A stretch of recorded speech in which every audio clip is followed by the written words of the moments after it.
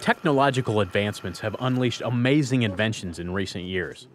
It's doubtful any single device has made a bigger impact or been more widely embraced than smartphones. And with minimal modification, the components housed within many handheld devices are capable of controlling autonomous aircraft. While critics advise a more cautionary take-it-slow approach, proponents say the convergence of communication, aviation, and other scientific know-how is accelerating at breakneck pace. I make the comment all the time, this technology is advancing really by the week. With increased affordability and convenience, several industries, including law enforcement, disaster assessment, and even commercial delivery, are anticipating game-changing advantages via aerial drone technology. And while the term drones may conjure up controversial images of war machines performing strikes with surgical precision overseas, their domestic application also is subject to intense scrutiny. When you fly this piece of equipment and you make a mistake or do something not responsible, there's going to be consequences. Farming may be better suited than most industries to realize immediate beneficial results from an eye in the sky. While most crop scouting still is conducted on the ground, an elevated perspective offers a significant increase in agricultural data. This is not a toy. It won't be long till it'll be rare for a farmer and agronomist not to have one of these at their disposal. And as it's flying, I can easily just move it around. Advanced cameras mounted on unmanned aerial vehicles, or UAVs, have been providing highly useful information to early adopters.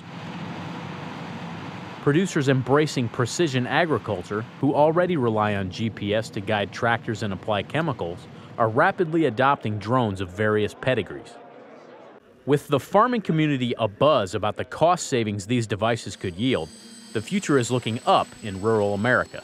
We're seeing students get picked up as instructors or trainers, and they're all kind of waiting for that commercial market to open here in the U.S. Currently, profit-oriented drone flights are illegal, so widespread operation is grounded. But some research institutions have been granted limited waivers as they seek incorporation of UAV programs into their curriculums.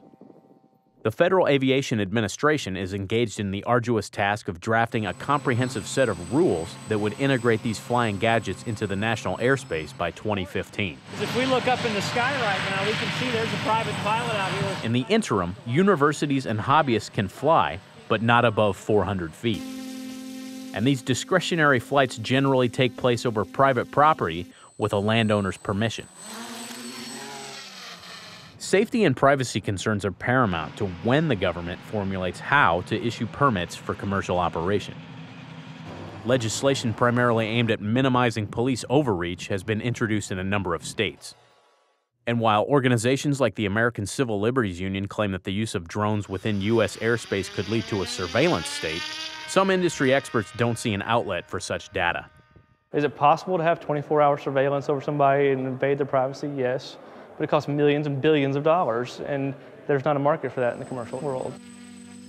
According to a March 2013 report, the Association for Unmanned Vehicle Systems International claims that drones will add over 100,000 jobs and $82 billion to the U.S. economy by 2025. With 6 federal drone test sites recently selected, Flyover Country offers the luxury of wide-open spaces to take UAV implementation to the next level. The United States is not a leader in this technology right now, but we soon will be if the FAA removes some of the stumbling blocks. Drones of various shapes and sizes were on display this fall as Kansas State University hosted a conference on unmanned aerial systems. Entrepreneurs and experts from across the nation descended on the Little Apple. Home of a proud tradition in aviation, K-State and its affiliate institutions provided an opportunity for investors and enthusiasts alike to discuss the range of challenges and opportunities for the emerging industry. So it's a win-win scenario. With abundant enthusiasm for agricultural use, some agronomists claim drones could also be a plus for the environment. We can improve our ability to reduce the amount of runoff that go into our lakes from our agriculture, and we can improve the ability of getting nitrogen or nutrients in the places that's needed to increase the yield. So we'll increase the amount of production we produce on the same amount of land, even if we don't increase the amount of land we're planting on. Savvy producers have already employed key pieces of new technology to their advantage. Town Line Farms is able to make timely, cost-saving water management decisions by probing soil moisture levels of its irrigated ground in central Illinois. Adding Normalized Difference Vegetation Index, or NDVI imagery, has provided an improved, nearly on-demand glimpse into plant health at any time of the growing season. We were actually hiring an airplane to fly, and they would get us one shot, and it would be right before tasseling, which in this area is mid-July to early July. And we had one chance at it to get one shot a year. The airplane that flew and took this image, without question, was I would say, at least $100,000 airplane that cost several $100s an hour to fly. With a background in farming and aviation, Chad Colby purchased his own quadcopter for less than $10,000 and collaborates with growers in his area. Colby is the Integrated Solutions Manager at Cross Implement in Minear, Illinois. The John Deere dealership's progressive clients eventually hope to use intelligence captured by UAVs to pinpoint underperforming areas on their farms. I could fly the drone to that spot, take a photo of it, and from the headlands of the field, the grower could look at that data and then decide on an action. Do I have a hybrid problem? Do I have a weed issue? Do I have an insect infestation? Do I have a water problem? Hundreds of issues. And this is a huge tool for a grower. Huge, huge tool for a grower. Spectral imaging lets you see the wavelengths that you don't normally see. By shining a spotlight on specific challenges instead of casting a wide net, decisions from when to plant to cutting back on costly chemicals and additives can save farmers time and money. We used to farm by the field. As we go forward, we've farmed by the acre. Now we're going to probably farm by 10 square meters. So that'll be kind of our size of our field. And we'll just have hundreds of thousands of little fields attached to one another that as the equipment goes through, it'll adjust based on that microenvironment.